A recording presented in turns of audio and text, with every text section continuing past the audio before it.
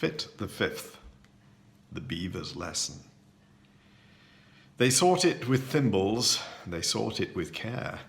They pursued it with forks and hope. They threatened its life with a railway share, they charmed it with smiles and soap. Then the butcher contrived an ingenious plan for making a separate sally, and had fixed on a spot unfrequented by man, a dismal and desolate valley. But the very same plan to the Beaver occurred. It had chosen the very same place, yet neither betrayed by a sign or a word the disgust that appeared in his face.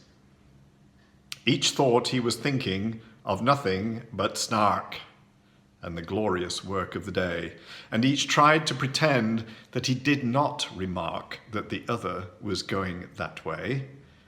But the valley grew narrow and narrower still, and the evening got darker and colder, till, merely from nervousness and not from goodwill, they marched along shoulder to shoulder. Then a scream, shrill and high, rent the shuddering sky, and they knew that some danger was near. The Beaver turned pale to the tip of its tail, and even the butcher felt queer. He thought of his childhood, left far behind, that blissful and innocent state. The sound so exactly recalled to his mind a pencil that squeaks on a slate. "'Tis the voice of the Jub-Jub," he suddenly cried. This man they used to call Dunce. "As the Bellman would tell you," he added with pride, "I have uttered that sentiment once. 'Tis the note of the Jub-Jub. Keep count, I entreat. You will find I have told it you twice. 'Tis the song of the Jub-Jub. The proof is complete, if only I've stated it thrice."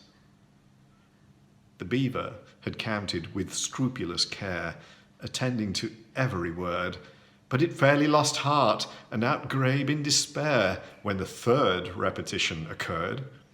It felt that, in spite of all possible pains, it had somehow contrived to lose count, and the only thing now was to rack its poor brains by reckoning up the amount. "A 2 added to 1, if that could be but done," it said, "with one's fingers and thumbs," recollecting with tears how in earlier years it had taken no pains with its sums. "The thing can be done," said the butcher. "I think the thing must be done. I am sure the thing shall be done. Bring me paper and ink, the best there is time to procure."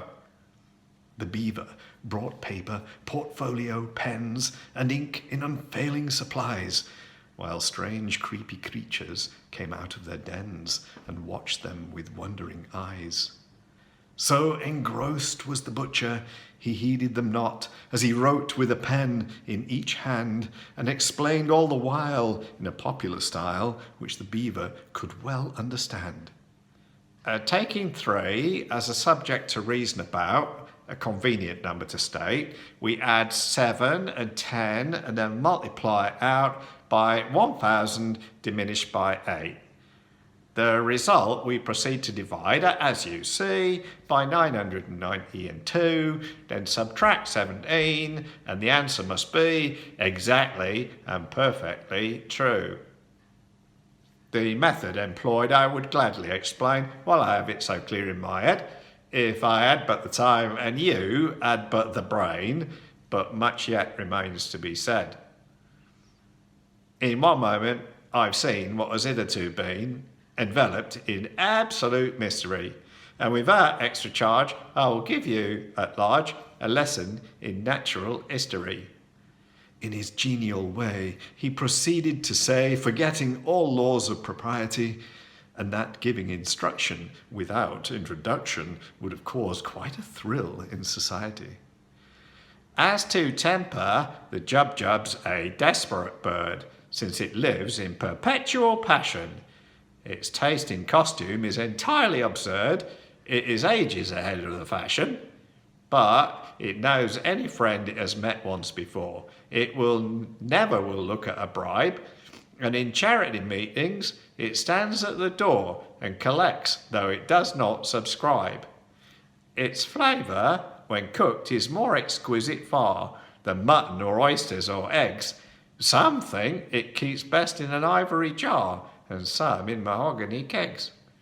You boil it in sawdust, you salt it in glue, you condense it with locusts and tape, still keeping one principal object in view, to preserve its symmetrical shape. The butcher would gladly have talked till next day, but he felt that the lesson must end, and he wept with delight in attempting to say he considered the beaver his friend, while the beaver confessed, with affectionate looks more eloquent even than tears, it had learned in 10 minutes far more than all books would have taught it in 70 years. They returned hand in hand, and the bellman, unmanned for a moment with noble emotion, said, "This amply repayeth all the wearisome days we have spent on the billowy ocean." Such friends as the beaver and butcher became have seldom, if ever, been known.